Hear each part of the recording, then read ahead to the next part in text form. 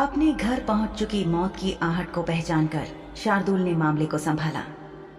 शार्दुल समझ चुका था कि उसके घर की रसोई में घुसकर खाने पीने की चीजों में मिलावट की गई थी और ये किसी औषधि का ही असर था कि उसका विश्वास पात्र खानसामा दयाल पागलपन के कगार पर पहुंच गया था और उसने लाशों की श्रृंखला बिछा दी थी। दयाल एक पिशाच जरूर था, लेकिन वो एक अच्छा व्यक्ति था।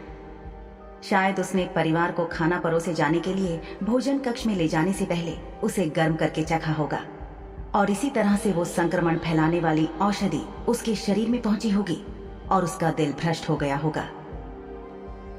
अपनी गोद में दम तोड़ चुके अपने विश्वास पात्र सेवक दयाल की लाश को रसोई के फर्श पर लेटाकर वो वापस बैठक में गया और अपने पूरे परिवार को हिदायत दी कि रसोई में रखी खाने पीने की किसी चीज को ना तो कोई हाथ लगाए और ना ही खाए पिए। शार्दुल शाह अपने परिवार को समझाकर फौरन वीरान गांव की तरफ भाग चला, क्योंकि उसे शिजा को बचाना था। राजा जगत प्रकाश के भेजे पार्षदों और कारिंदों को नजरअंदाज करता हुआ और उनकी नजरों से बचता हुआ वो सीधा उस घर के अंदर गया जहां से उसने दूसरे बहरूपिये को शिजा समझकर उठाया था और अपने घर ले गया था। उसे कमरे में एक जगह हाथ पैर बांधकर पटकी हुई शिजा मिली। शार्दुल को देखकर उसने अपने हाथ पैर खोलने की नाकाम कोशिश बंद कर दी और उसकी डरी हुई आंखों में आंसू आ गए। शार्दुल ने जाकर शिजा के हाथ पैर खोल उसे सीने से लगा लिया और उससे माफी मांगी कि वो उसे ढूंढने में इतनी देर लगाकर आया था। शिजा खामोश थी और वो कुछ बोल नहीं रही थी। शार्दुल की बाहों में उसे याद आया कि जब वो और शार्दुल उस वीरान गांव के अंदर आए थे तो अचानक उनके सामने एक धमाका हुआ था जिससे चारों तरफ धुआं ही धुआं फैल गया था। शार्दुल खांसने लगा था और उसकी आंखें बंद हो गई थी। शार्दुल कुछ पल के लिए उस धुएं की वजह से शिजा की आंखों से ओझल हो गया था। उस वक्त किसी ने शिजा के मुंह पर हाथ रखकर उसे खींचकर इस घर के अंदर लाकर बंद कर दिया था। उसके बाद क्या हुआ उसे कुछ नहीं पता। जब उसकी आंखें खुली तो वो अंधेरे से घिरी हुई थी और उसे कुछ भी दिखाई नहीं दे रहा था।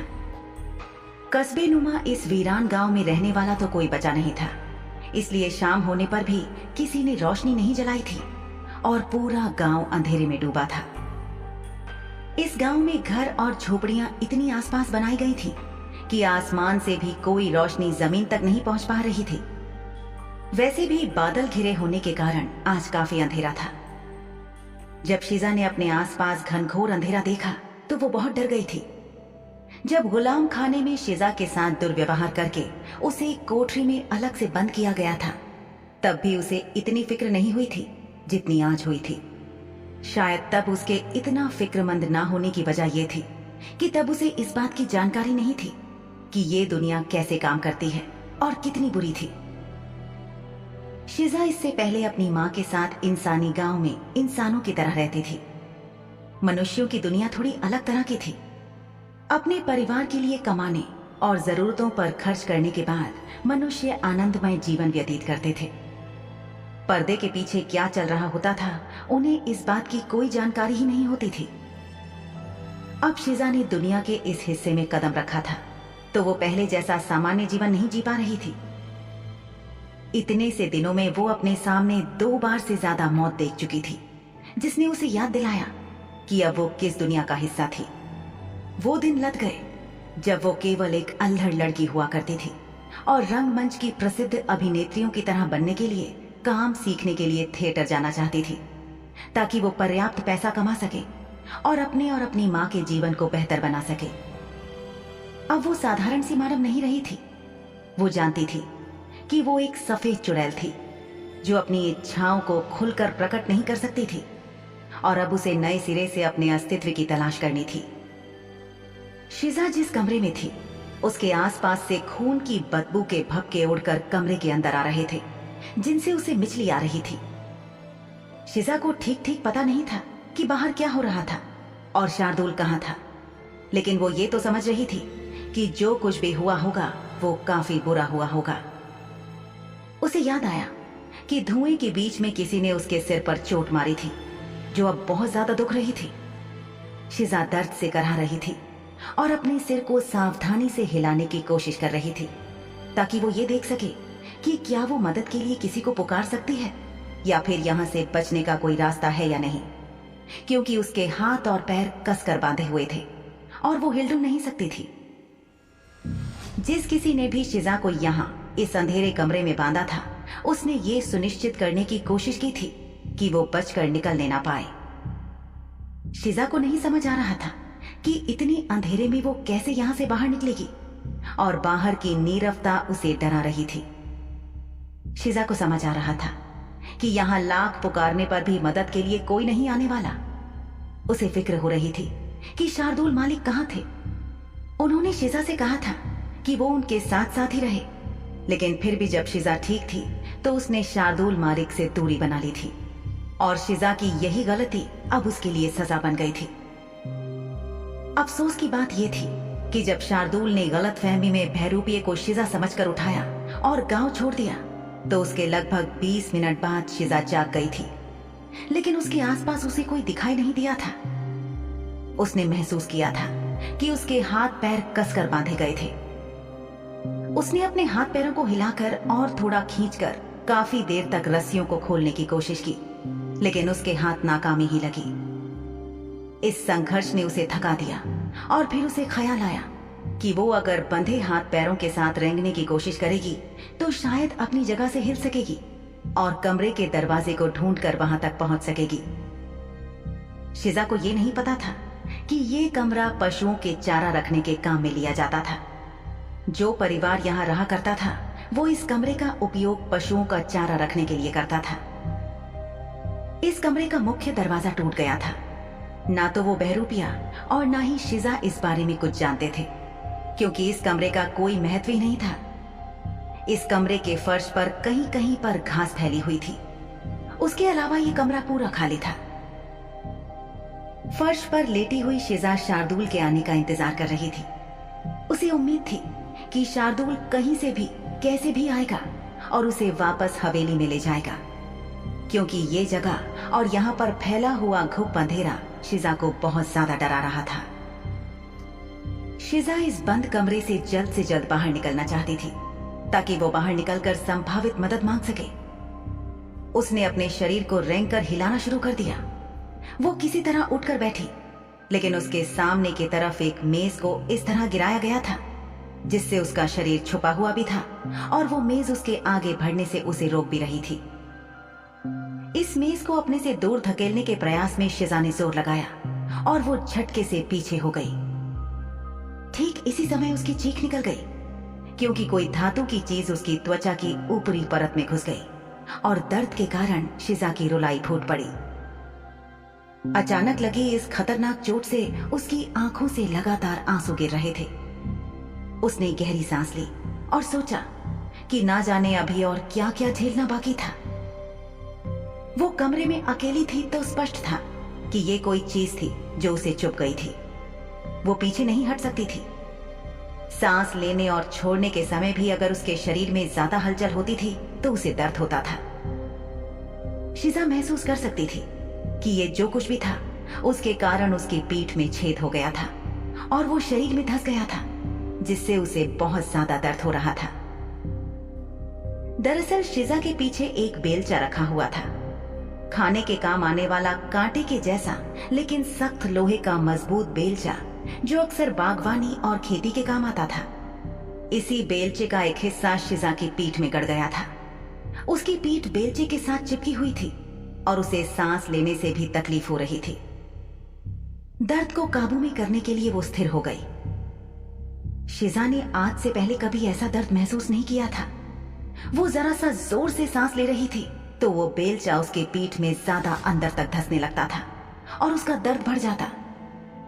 जब दर्द बर्दाश्त नहीं हुआ तो शिजा की रुलाई फूट गई, लेकिन दर्द से रोना भी उसके नसीब में नहीं था, क्योंकि रोने पर उसकी पीठ में और ज्यादा दर्द हो रहा था। जैसे तैसे शिजा ने अपने शरीर को स्थिर कर लिया, लेकिन उसके आंसू उसकी गालों पर लगातार गिरते रहे।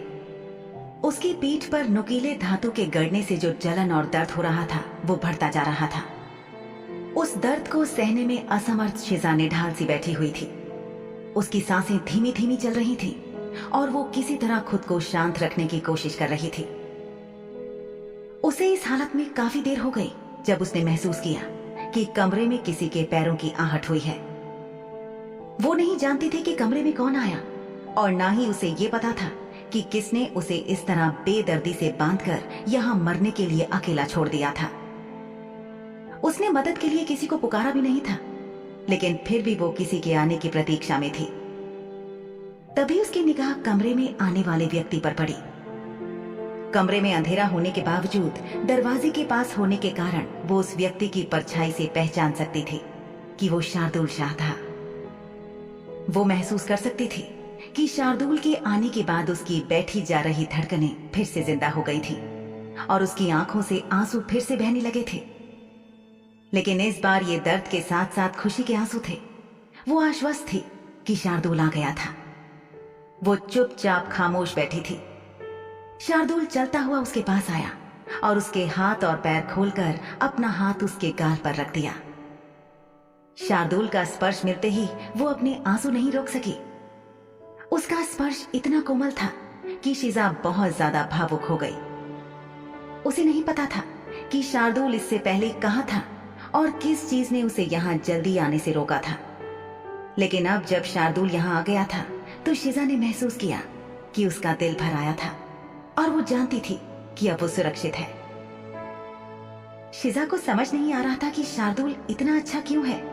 उसका निर्दयी मालिक इतना कोमल कब से हो गया, उसे समझ ही नहीं आया। शार्दुल ने उसे कसकर अपनी बाहों में लिया और अनजाने में उसका हाथ शिजा के घाव के आसपास लगा और शिजा की आंखों से आंसू की नई धारा बहने लगी। शिजा की आंखों में आंसू देखकर शार्दुल ने उससे पूछा, तुम रो क्यों रही हो? क्या तुम्हें कहीं चोट लगी है? शार्दुल ने शिजा के चारों तरफ अपनी बाहों की पकड़ ढीली की और उसके चेहरे की तरफ देखते हुए उससे पूछा। जब शिजा ने कोई जवाब नहीं दिया तो शार्दुल ने अपने हाथ से उसके शरीर को टटोलकर देखना शुरू किया और जैसे ही उसके हाथ शिजा की पीठ पर घूमे तो उसे पीठ के बीचों बीच कुछ गीला चिपचिपा महसूस हुआ। ठीक इसी वक्त शार्दुल को बताने के लिए शिजा ने बोलना शुरू किया, वो मेरी पीठ पर कुछ। लेकिन इसके आगे के शब्द उसके मुंह से नहीं निकले। घबराहट और डर में लगातार रोते रहने की वजह से और चोट की वजह से खून बहने के कारण उसे कमजोरी हो गई थी और उसकी आंखें बंद होने लगी थी। शिजा को महसूस हो रहा था कि जैसे इस चोट ने उसके जीवन के सभी संभावित स्रोत छीन लिए थे। शार्दुल ने अपना हाथ अपने चेहरे तक लाकर अपनी उंगलियों को सूंघा और वो फौरन समझ गया कि शिजा की पीठ पर जो गीलापन महसूस हो रहा था वो उसी का खून था। उसने पूछा, तुम्हारी पीठ पर चोट लगी है? शिजा ने कुछ कहा नहीं, बस बंद होती आंखों के बीच हाँ में अपना सिर हिला दिया। चलो, मैं खड़े होने में तुम्हारी मदद करता हूं। इतना कहकर शार्दुल ने उसे अपनी तरफ खींचा तो बेलचा खड़का। शार्दुल के शिजा को गले लगाते समय वो उसके शरीर से बाहर निकल गया था, लेकिन अब उसकी आवाज होने से शार्दुल ने उसे हाथ लगाकर महसूस कर लिया कि शिजा की पीठ में आखिर क्या चुभा था। शार्दुल ने शिजा की कमर में अपना हाथ डालते हुए उसका लगभग पूरा वजन संभालते हुए उसी खड़े होने में मदद की। इतने ज्यादा दर्द के बावजूद शिजा अपनी आंखें खुली रखने की कोशिश कर रही थी और उसकी आंखें शार्दुल के चेहरे से हट ही नहीं रही थी। उसे यकीन नहीं आ रहा था कि कभी उसे इतना ज्यादा सताने वाला उसका ये मालिक आज एक नाजुक फूल की तरह उसकी हिफाजत कर रहा था। वो देख सकती थी कि उसे तकलीफ में देखकर शार्दुल के चेहरे पर भी तकलीफ थी। क्या वाकई शिजा को हो रहा था कुछ नए जज्बातों का एहसास?